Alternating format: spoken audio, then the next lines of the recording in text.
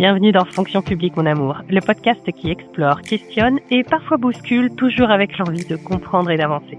Je suis Linda et chaque semaine, je vous propose des conversations sans détour avec ceux qui font bouger les lignes, innovent et croient en une fonction publique d'avenir. Parce que le changement commence par une idée et chaque idée a de la valeur. Alors place à l'épisode du jour. Hello Delphine. On a fait un premier épisode sur comment réussir sa préparation concours. Et je voulais un deuxième épisode, et tu as accepté, merci, plutôt axé oral.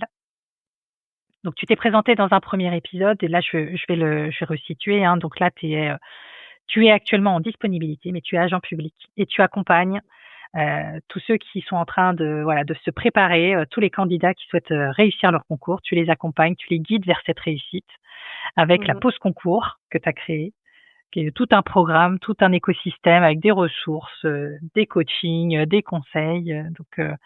Et là, tu vas nous faire part un peu de ton expérience. La question que je voulais te poser, c'était comment on fait pour convaincre un jury à l'oral, d'autant plus quand on doute de soi. J'ai envie de préciser. Est-ce que tu as des trucs et des astuces à nous donner? C'est vraiment intéressant que tu fasses le lien. Comment est-ce qu'on fait pour convaincre un jury quand on doute de soi? Parce que c'est le nerf de la guerre, c'est le cœur du sujet. J'ai envie de dire, un candidat, mais personne ne va jamais convaincre quelqu'un d'autre qu'il est à sa place si lui-même n'y croit pas. Mais, je veux dire, c'est exactement comme si on postulait à un job, mais qu'on se sente absolument pas capable de le faire. Donc on arriverait en s'excusant un peu avec tout cet implicite, ce non-verbal qui dit oui, non, mais je pense que peut-être j'ai les capacités à, il me semble que, tout ce genre de discours qui dit que manifestement la personne, elle a pas l'air d'être trop sûre d'être capable de le faire. Mais c'est tellement ça.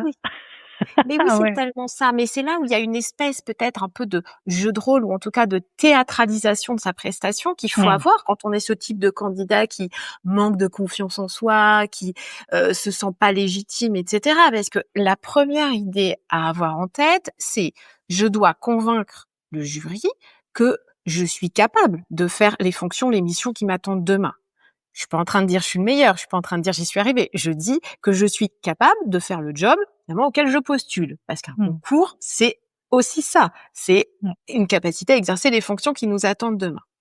Donc, le premier niveau, c'est d'être convaincu qu'on est capable, qu'on sera capable demain de faire ces fonctions, de faire ces missions.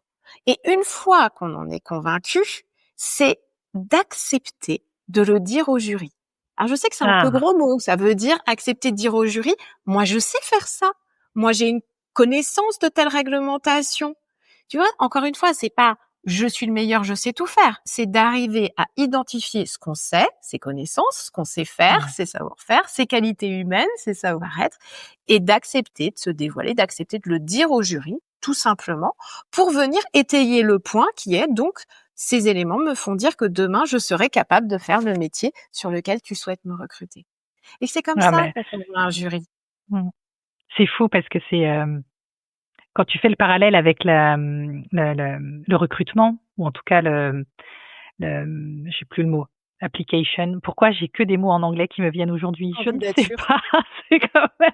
Merci. Quand on candidate pour un job, j'allais dire, mais c'est pas possible, mais pourtant, où j'habite. Bref, quand on candidate pour un job, en tout cas, c'est vrai que il y a toujours ce côté, je candidate parce que je sais que je corresponds au profil, parce que le poste m'intéresse. Et normalement, moi, on m'a toujours dit que dans ma préparation concours, c'est dans cette dynamique-là, dans cet état d'esprit-là qu'on doit se présenter, mais alors qu'on est en mode, s'il vous plaît, donnez-moi la note qu'il faut, donnez-moi le concours. C'est pas du tout la même perspective. Non, mais alors que ça devrait l'être. T'as raison. Oui. On recrute des agents publics pour exercer un métier, des fonctions. Même si on te chapeaute ça avec le nom du corps, le titre. Mais ça, c'est juste le statut. J'ai envie de dire, après, c'est des questions de gestion de carrière. En premier lieu, ça va être des vraies personnes qui vont faire des vrais métiers. Donc, se présenter à un oral de concours, c'est être dans cette démarche professionnelle. Je voulais te demander, est-ce que toi, dans les personnes que tu accompagnes, tu as repéré je vais appeler ça un profil type ou des caractéristiques de candidats qui vont encore plus douter d'eux-mêmes? que les autres? Je pense qu'il y en a plusieurs, mais j'en identifierai là pour le coup deux principaux. On va avoir le profil de personnes qui, quel que soit le poste, les fonctions qu'ils exercent actuellement, si elles n'ont pas un bagage académique, universitaire, qu'elles estiment suffisant ou au niveau des collègues ou des pairs, se sentent dévalorisées. Donc typiquement, je vais avoir des gens D'accord. parfois, tu vois, qui ont, je sais pas, 45, 50 ans, qui ont déjà une belle carrière, qui ont progressé en interne, qui sont rentrés catégorie C avec ou sans le bac, qui ont progressé B, A, qui sont aujourd'hui au principal A ou qui veulent tenter un concours A+, et qui ont encore ce syndrome d'imposteur, ce manque de légitimité, et qui finissent toujours à un moment par me dire, très rapidement d'ailleurs, oui mais moi vous savez, j'ai pas fait d'études supérieures. Ou bien ça peut être mais moi j'ai pas fait Sciences Po, ou moi j'ai pas fait telle école d'art alors que tous les autres ont ça, tu vois? Alors qu'ils ont une carrière fabuleuse derrière, mais ce titre, Ce ça c'est très complexe. français je pense, voilà exactement, vient nourrir un complexe. Donc ça c'est mon premier profil. Et puis franchement le deuxième type de profil que j'observe encore énormément, c'est la question du sexe. Les femmes se Ah, dévalorisent, très clairement. ouais. Et alors ont beaucoup plus de mal à dire le fameux je sais faire, je serai capable. Y compris des femmes, pareil, qui ont des parcours de carrière. Je les regarde, je me dis waouh, comment est-ce que je vais pouvoir les accompagner? Et en fait, dès qu'on commence, elles se sentent pas du tout légitimes, manque de confiance, tu vois, d'hésitation à, à défendre leur point de vue, encore une fois, à se mettre en avant. Et alors, a fortiori, à dire je suis capable de faire, je serai une bonne candidate. Ça, c'est encore très compliqué. C'est un Ouais. travers que j'observe beaucoup moins chez les hommes, très clairement. Je voulais aussi qu'on démystifie un petit peu une sorte de légende, j'allais dire légende urbaine, mais bon, légende de concours, en l'occurrence. Est-ce qu'il faut jouer un rôle à l'oral ou est-ce qu'il faut être soi-même? Un peu des 2, je dirais. Non, mais il faut être fondamentalement honnête. Mentir, c'est une très mauvaise idée, ça tiendra pas la route, ça va se voir. Je pense aussi que l'authenticité, le fait de raconter des vrais exemples de sa vraie vie, etc., rend son parcours unique.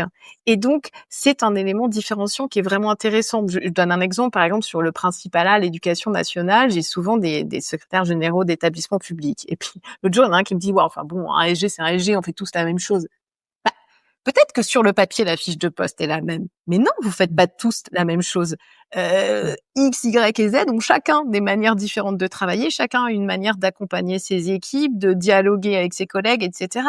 Et donc, c'est là-dessus qu'il faut aller appuyer.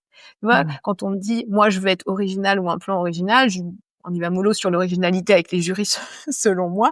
En revanche, cherchez votre originalité dans votre unicité, dans votre authenticité. Ah, c'est Donc, intéressant ça. on ne ment pas, on est soi, et ça, à mon avis, c'est votre meilleure option. Mais quand même, pour répondre au petit côté un peu théâtral, il se trouve que parmi les techniques, par exemple, de gestion du stress, le fait de venir un peu théâtraliser sa prestation, c'est-à-dire genre, je mettrai le costume de quelqu'un qui a confiance en soi. Je mettrai le costume, je rentrerai dans la peau de la meilleure version de moi-même, celle qui n'a pas peur de parler en public. Tu vois? Donc ce côté un peu théâtre, sortir de sa personne pour endosser le rôle de soi, mais d'un soi plus confiant, d'un soi qui se sent plus légitime, etc., ça peut être une très bonne idée. OK. Ce que tu dis, ça m'a fait penser à un rapport de jury que j'avais lu une fois, quand tu parlais d'unicité et d'originalité, de tes parcours. Je crois que le président du jury disait dans le rapport, tous les candidats ont des profils atypiques. À force, on finit par se demander qu'est-ce qu'un parcours typique? Un truc comme ça me fait beaucoup fait rire. Donc effectivement, j'ai un parcours atypique. Voilà, petite blague. Non, mais ça, je l'entends très souvent. Très souvent mais c'est une question de manque de confiance en soi. Tu sais, les gens Voilà. se disent, alors moi, je les appelle les parcours patchwork. Parce que Oh. atypique, tu vois, c'est négatif.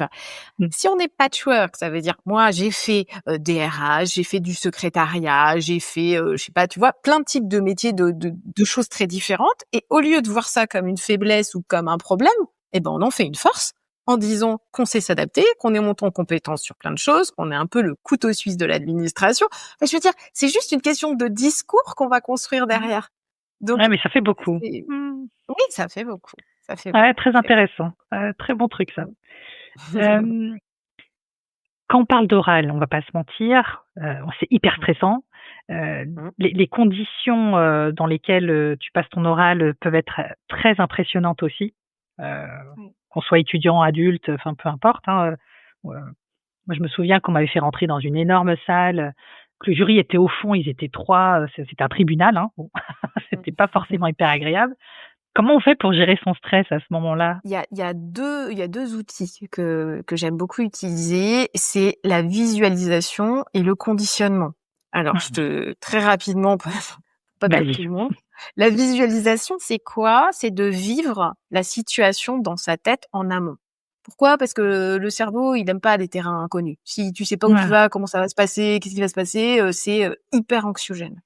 Donc d'arriver à se représenter ce bâtiment, cette salle, ce côté jury un peu comme un tribunal comme tu dis, Mmh. tu vois? Se préparer dans sa tête à se dire: «Ça va être comme ça» et se préparer à le vivre dans sa tête, bien évidemment, en y mettant une connotation positive. C'est-à-dire: «OK, je le vois, mais en fait, c'est pas, le tribunal de l'inquisition, c'est pas des méchants, c'est des professionnels qui vont peut-être jouer un rôle et me pousser un peu et être moyen aimable, mais ça fait partie du job et c'est pas grave parce que moi, je suis à ma place, je suis crédible, je suis légitime, je me suis préparée». Tu vois? Visualiser les épreuves, c'est vivre dans Mmh. sa tête le scénario le plus positif, son oral idéal. Ça aide vraiment à désamorcer déjà son niveau de stress du début. Et ensuite, la deuxième chose, et ça c'est tiré de la préparation mentale des sportifs, c'est le conditionnement. C'est de se dire, se convaincre, ça va bien se passer. Je suis à ma place, je suis légitime, je me suis préparée. Dans ma tête, je l'ai vécu. S'entraîner en vrai et s'entraîner dans sa tête pour être convaincu qu'on est à sa place et que ça va bien se passer. Ça, c'est du Mmh. conditionnement. Ça aide OK. vraiment beaucoup. La troisième petite chose, juste, c'est ce qu'on appelle des ancrages, c'est-à-dire qu'une fois qu'on arrive à vivre dans sa tête son scénario idéal de manière positive, en étant conditionné, clac, on fait comme si tu faisais une photo du moment, en réalité une photo de l'émotion que tu ressens, celle qui te Mmh. fait dire: «Je suis à ma place, ça va bien se passer» et cetera. Et à ce moment-là, on s'en souvient pour que le jour J, juste au moment de rentrer dans la salle, chouc, on rappelle à soi son émotion et on se sent bien. J'ai une dernière question. Parce que tu parlais à un moment du jury, certains qui peuvent être plus ou moins, sympas. Mmh. Est-ce que certains jurys se donnent un rôle de, tu sais, le bad cop, good cop, bad cop, encore Mmh. de l'anglais, je suis désolée. Je sais pas ce qui m'arrive. Mais tu sais, ce rôle du méchant enfin, moi, j'ai l'impression de l'avoir connu. Quand j'ai passé mon oral d'attaché, j'avais 3 personnes devant moi et il y en a un clairement qui était beaucoup plus, virulent que les 2 autres. Donc j'ai vraiment eu l'impression en tout cas de cette espèce de jeu de rôle dans le jury. Mais est-ce que c'est tous les jurys? Est-ce que c'est des consignes qu'on leur donne? Est-ce que ça, tu en as connaissance ou pas? En fait, je pense que les choses ont changé, Ah, là-dessus. Ce que tu décris, c'est un peu, moi, ce que j'appelle les jurys à l'ancienne. C'est un peu une ouais. autre époque, vois-tu? Bah, reste poli! C'est ça. Non, mais aujourd'hui, sur la plupart des concours administratifs généralistes, les consignes sont à la bienveillance. Ça, c'est OK. dit et écrit dans les notes de cadrage, dans les rapports du jury, dans les formations qu'ont les jurys. On est là pour venir rencontrer des gens. On est là pour venir rencontrer des professionnels et des futurs professionnels. Et alors, si tu commences à jouer aux méchants, Mmh. on perd la moitié des candidats. Mmh. Donc, c'est plutôt sur la bienveillance. Néanmoins, une fois qu'on a dit ça, un certain nombre de concours ou d'exapros ne rentrent pas là-dedans. Très clairement, tous les concours sur des corps d'inspection sont encore des concours assez poussifs. Des D'accord. concours un peu spécifiques, armée, police, sécurité ou autres, peuvent être assez poussifs. Des concours arrivés à un certain niveau de responsabilité ou autre ont des questions qui, à un moment, vont tenter peut-être un peu de déstabiliser le candidat. Mais pourquoi? Pas pour être méchant, mais juste pour voir dans la vraie vie comment ça se passe. C'est-à-dire que Mmh. si ton candidat, quand tu le bouscules un peu dans la vraie vie, enfin plutôt lors de l'oral, il glisse sous la Mmh. table, on se dit mais attends, dans la vraie vie, il anime le dialogue social ou il est pris à partie par tel partenaire ou que sais-je, ma posture Ouais. s'effondre. Donc le jury ne joue pas au méchant pour être méchant déjà. Quand il joue au méchant, ça veut dire qu'il regarde votre posture. Donc vous, candidat, tchac, on tient toujours la posture. On est conscient de ce qui nous attend demain. Je pourrais être peut-être un peu pris à partie ou sur des fonctions de représentation ou sur des fonctions d'animation de réunion ou autre où il faudra que j'impose mon point de vue. Donc je montre au jury que je suis capable de le faire. D'accord?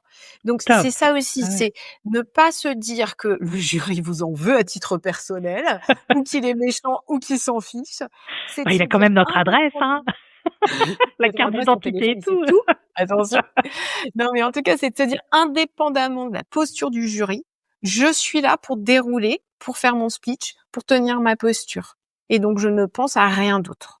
Ça, je pense que c'est un bon conseil pour les candidats, on va dire. Ouais, tout à fait. Ok, top. Si on veut travailler avec toi, Delphine, comment est-ce qu'on fait?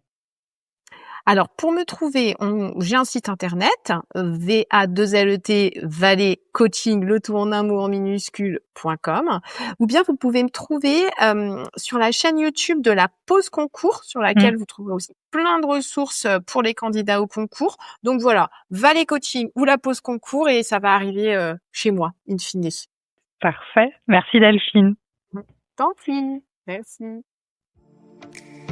Voilà, un regard de plus sur la fonction publique d'aujourd'hui.